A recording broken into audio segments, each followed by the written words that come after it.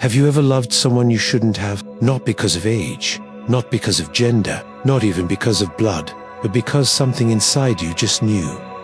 You recognized them instantly, like you'd loved them before. Or maybe you were the child who raised your parents, the friend who always felt older than the room, the lover who connected too fast, too deep, too much, and no one could explain why. You've blamed it on trauma, you've called it fate, but what if it was something else? What if the one thing that truly decides who we love, who we understand, who we're drawn to, has nothing to do with this life? What if it all comes down to soul age? In this world, relationships don't follow social norms. They follow reincarnation cycles. Soul compatibility is everything, and it's tracked, measured, and displayed like vital stats. Romance, friendship, family, even legal guardianship, all defined by how many lives your soul has cycled through. Forget birth certificates, forget family trees, forget your physical age, because here, you don't fall in love with someone's face, you fall in love with their frequency.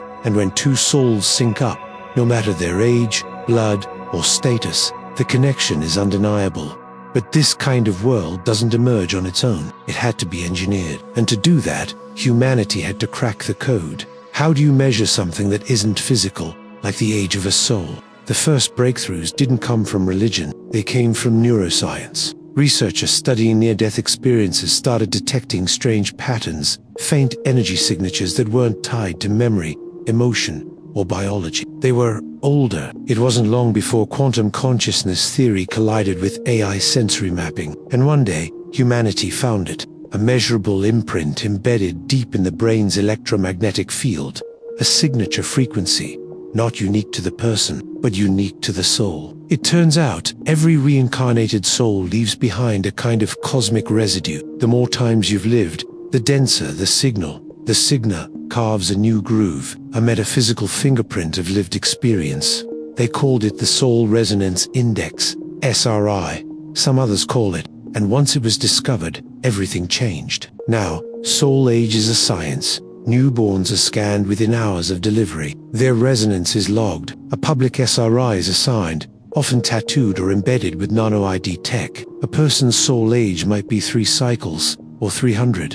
And just like that, the world became divided, not by race, not by class, but by how many lives you've survived. Job applications, filtered by soul maturity. School curriculums, customized to your SRI range. Even dating apps have filters now. No souls under 50 cycles. It's not discrimination, it's compatibility. You don't want to argue about taxes with someone who still thinks love is forever. You don't want to raise a child who's technically wiser than you. You don't want to marry someone who's still playing by first life rules. This is the new logic. Cold, efficient, spiritual, but digital. And society embraced it with open arms. Because for the first time in history, people had a framework to explain what intuition never could. Why some people carry centuries in their eyes. Why others repeat the same mistakes no matter how old they get. Why two strangers can lock eyes and instantly feel like home. It was no longer mystical. It was measurable. But the system wasn't without its dangers. Once governments standardized SRI tracking,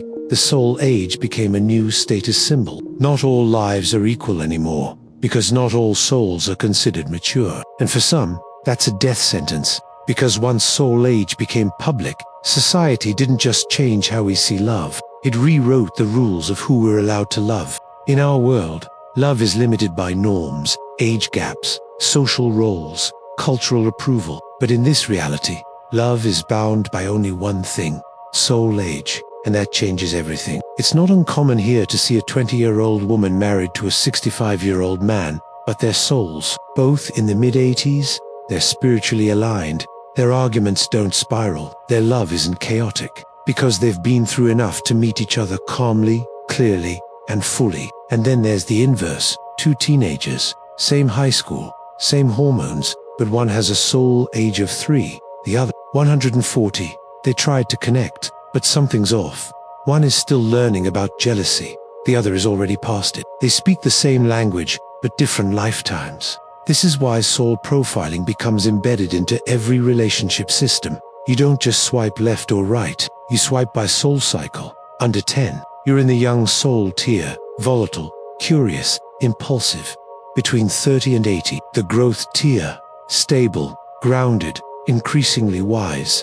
Over 200, wanderer tier, elusive, introspective, difficult to reach, but unforgettable ones found. Society adapts. Marriage laws shift from physical maturity to spiritual parity. The legal age of consent isn't based on your birthday, it's based on your cycle count. And when someone tries to date outside their resonance bracket, it's seen as emotional exploitation. Two bodies may be the same age, but their souls might be centuries apart. In this world, emotional consent isn't just about intent, it's about incarnation, depth, and that's where the fractures begin. Because not everyone accepts this system. Some people still fall for who they see, not who someone has been. They chase the spark, the chaos, the mystery. But when the cycles don't match, the outcomes are almost always the same. Spiritual burnout. The younger soul becomes overwhelmed, obsessed, dependent. The older soul detaches, exhausted by teaching the same lessons again. There are rules in place now, regulations, warnings about cycle disparity disorder. But the heart doesn't care about warnings, because some connections are stronger than logic. You'll find forbidden lovers hiding their soul tags, old souls falling for young ones again, families begging their children not to date down, and underground forums where souls lie about their cycle count just to feel wanted.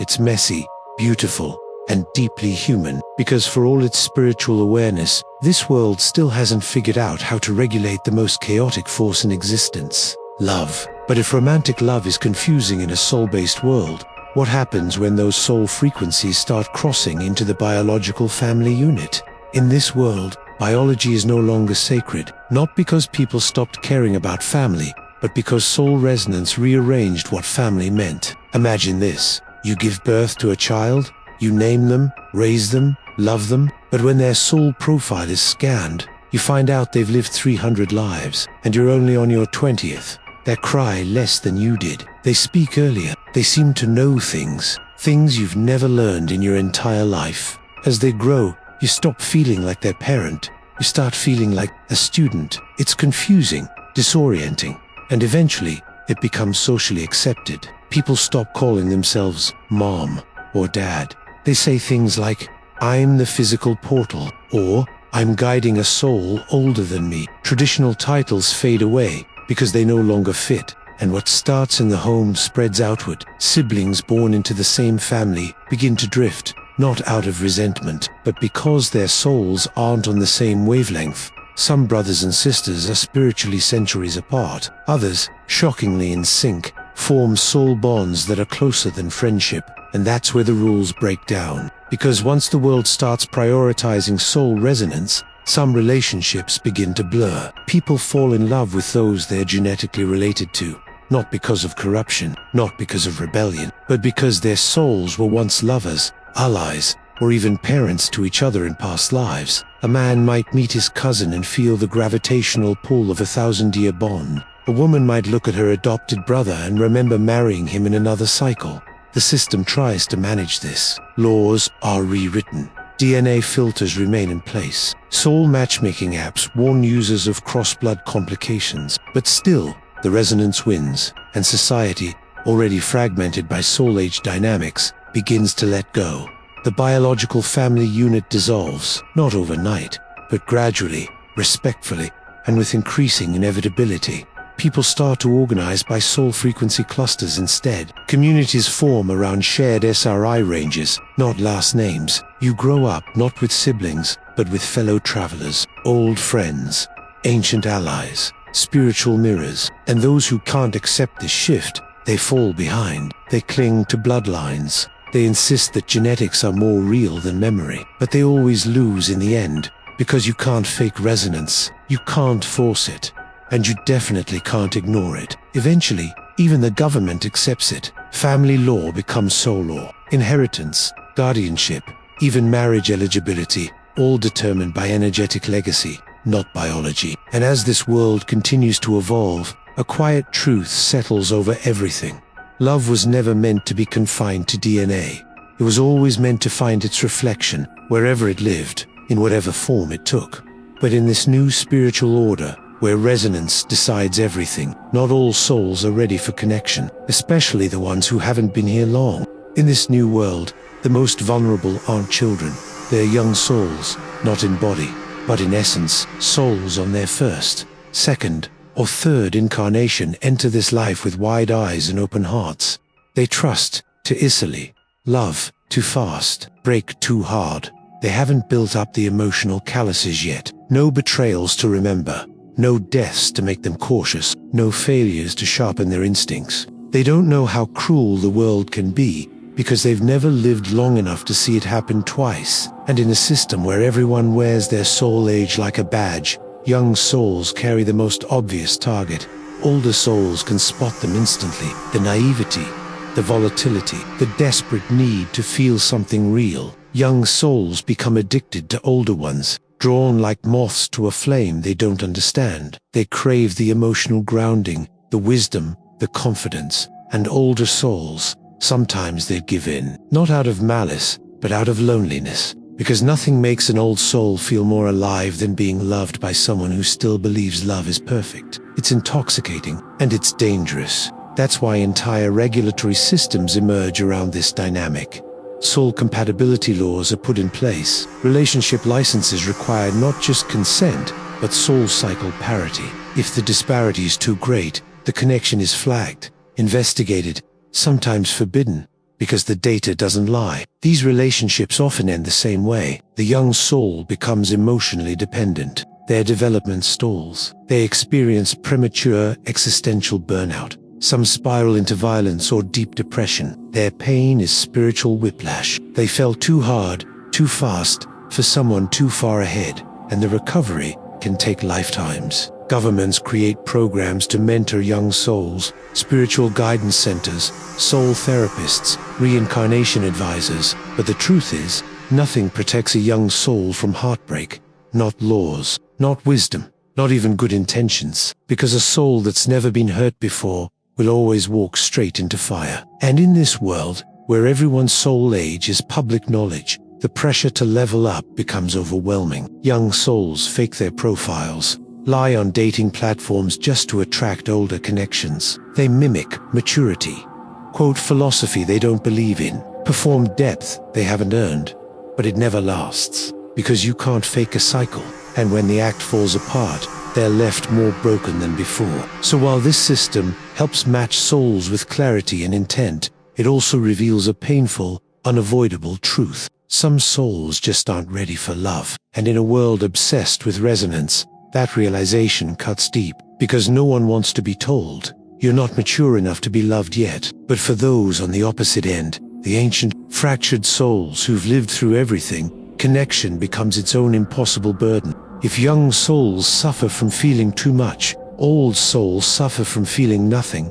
After hundreds, sometimes thousands of lifetimes, something begins to erode. You don't laugh the same. You don't cry the same. You watch people chase careers, passions, even justice, and you feel nothing. Not because you don't care, but because you've seen it all before. The betrayals, the triumphs, the revolutions that eat themselves, the empires built on hope and collapsed in greed. You've been the tyrant. You've been the martyr. You've buried lovers. You've raised kingdoms. You've ended them, too. Now, in this new life, the world feels like a rerun. Different cast, same script, and love. It's a fading echo. You try. You really do.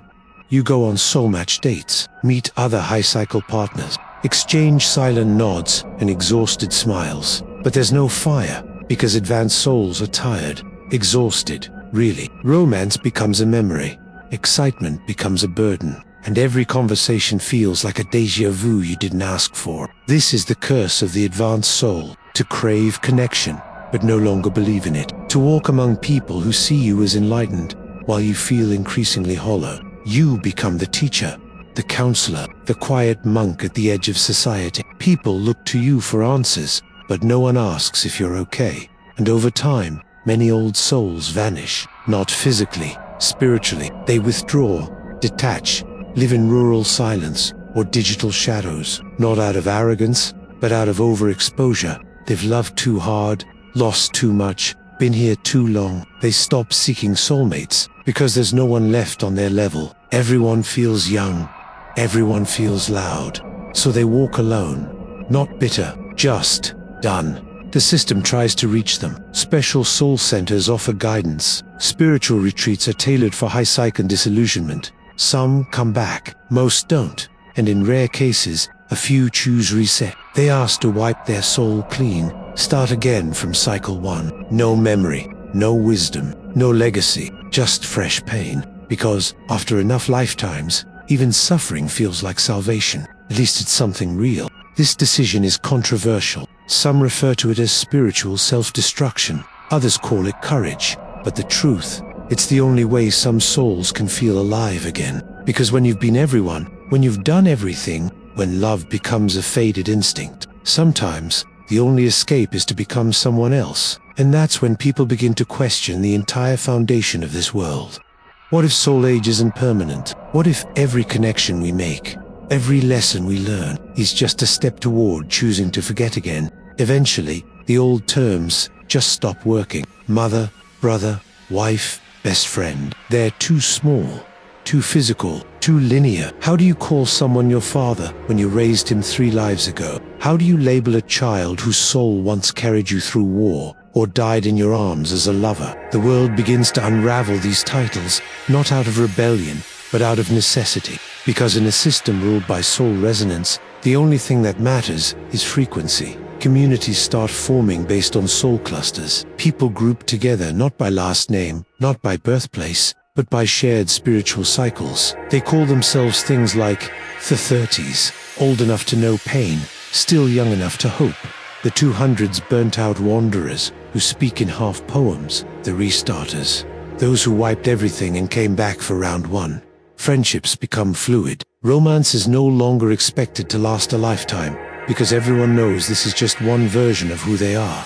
Some relationships last a decade, some just a day. All are valid, because all are part of the cycle. There's no more pressure to find the one. Instead, people ask, who is meant for me in this cycle? What lesson are we here to give each other? What reflection do you offer me right now? Even parenting shifts. Children raise their parents emotionally. Parents consult their babies for advice. Entire households are structured around energy balance, not hierarchy. And when a soul relationship ends, there's no breakup, no betrayal, just a quiet, sacred goodbye. Our frequencies no longer match. I'll find you again when they do. This language becomes normal. Spirituality is no longer religion. It's infrastructure. Hospitals use soul age to prioritize mental health treatment. Schools assign mentors based on cycle compatibility. Crime is viewed through the lens of soul maturity, not just legal code. And governments, they barely matter anymore. People don't vote for leaders. They follow the most resonant soul. Power becomes quiet. Wisdom becomes currency. But not everyone adapts. Some cling to old terms, old systems, old fears. They scream that biology still matters, that love should follow rules, that family can't be replaced by frequency. But over time, their voices fade, not because they were silenced, but because their souls simply weren't ready. And for those who embrace the shift, life becomes something different, not easier, but truer. Every connection is intentional. Every bond is sacred, even when it hurts. Because when you remove the pressure to own people, to define them, label them, trap them, you start to experience them as they really are. Temporary mirrors of your own soul. Some show you beauty. Some show you darkness. Some showed you how far you've come. And some show you how far you still have to go. But all of them matter, even the painful ones. Especially the painful ones. Because in this world, nothing is permanent.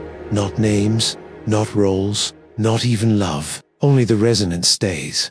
And once the world truly understands that, a final, chilling realization begins to spread.